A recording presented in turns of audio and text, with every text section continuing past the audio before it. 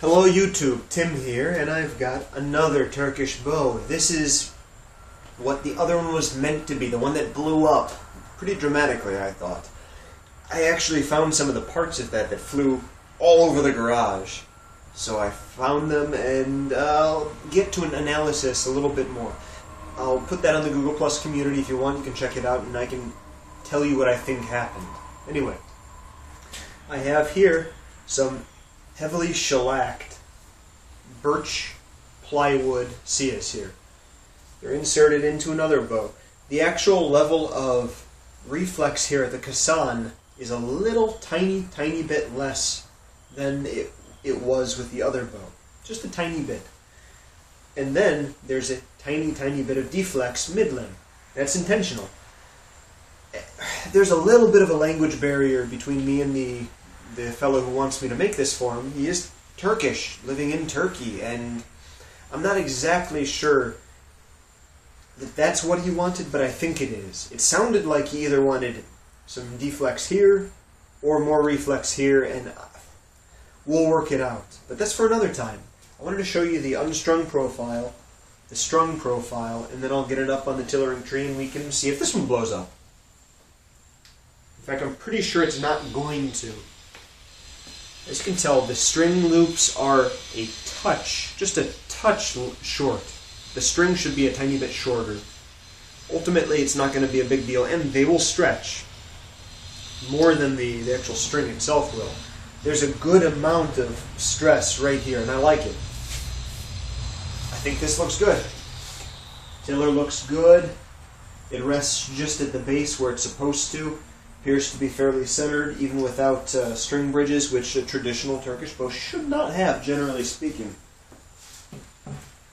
If they do, it's not necessarily a bad thing, but I wouldn't call it totally traditional. Tatar bows, I think, might have them occasionally, or predominantly, only because they're more heavily, they're a bit more unstable. That's what I would think. Let's see. So the brace height is 7 inches, let's call it.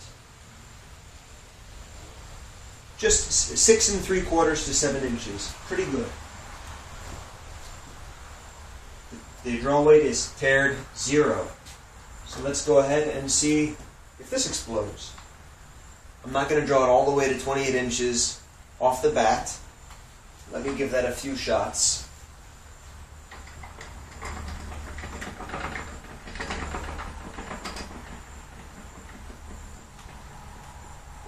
£35 at 20 inches. So far, so good. I like that. The goal for the draw weight was 50-60 pounds, so we'll see where we are.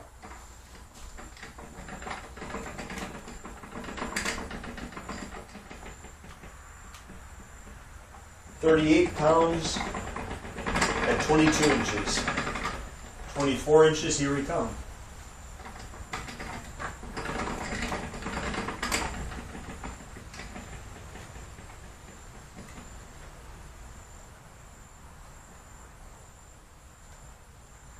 £43. Looks good. So far, so good. One pull, 1 inch now. I was doing 2 inches for each pull. Let's settle it down just a little bit more. It seems to be doing well. I'm a little concerned about this limb here, but we'll see. 25 inches is what we're going for. It just looks to me like it might collapse. £45.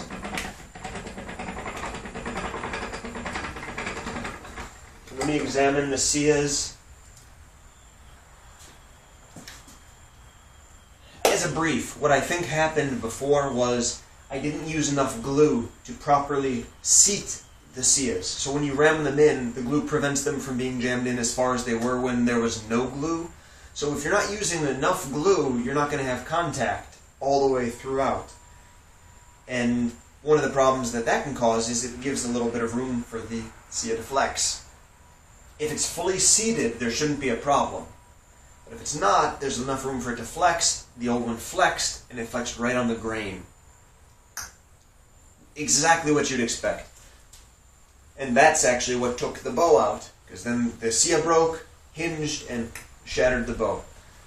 Here we go. 26 inches now.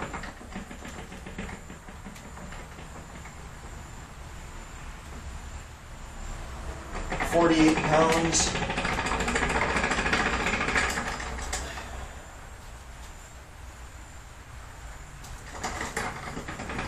Seven inches.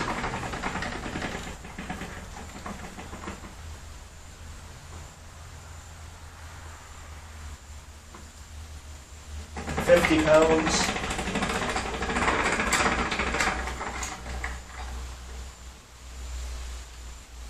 Still centered, still good.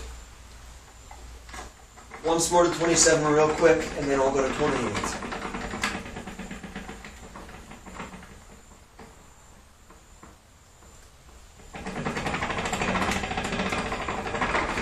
Solid. I don't see any problems there. 28 inches. This is a full draw now.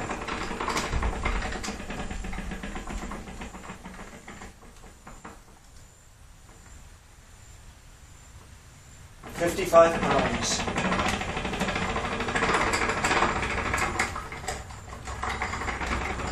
28 inches again.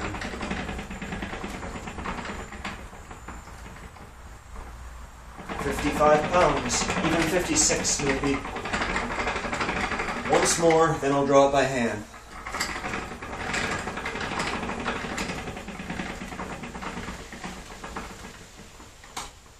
$54 and 12 ounces, maybe 55 pounds.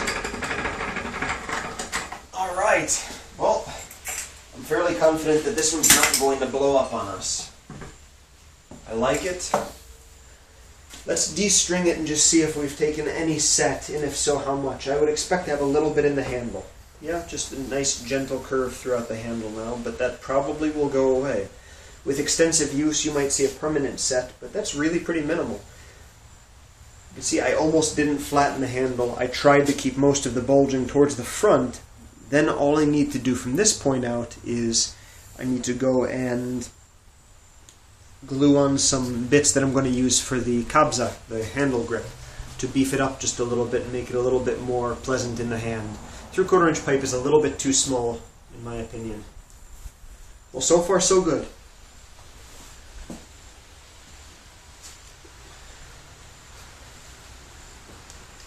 Alright.